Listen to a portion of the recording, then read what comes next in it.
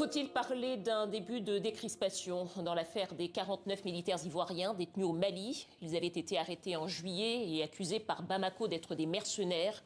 Ce soir, la médiation togolaise a annoncé la libération de 3 d'entre eux, des femmes, à titre humanitaire. Retour sur cette affaire avec Simon Rodier.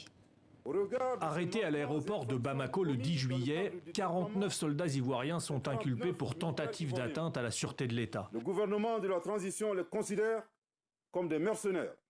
Le dessein funeste des personnes interpellées était manifestement de briser la dynamique de la refondation et de la sécurisation du Mali. Pour cet expert, les militaires maliens au pouvoir semblent défier les institutions internationales. C'est un message extrêmement clair pour dire que après la France, après l'Europe, la MINUSMA est dans le viseur des autorités maliennes. Pendant plusieurs semaines, les discussions ont lieu en coulisses. Le Togo devient médiateur pour sortir de l'impasse.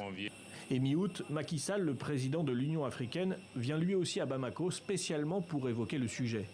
En Côte d'Ivoire, le ministre de la Défense veut rassurer les familles de soldats et dans son discours, il veille à ne pas envenimer la situation.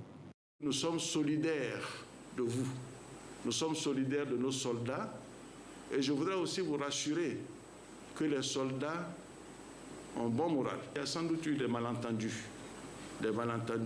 sinon le Mali et la Côte d'Ivoire ne peuvent pas avoir ce type de relation.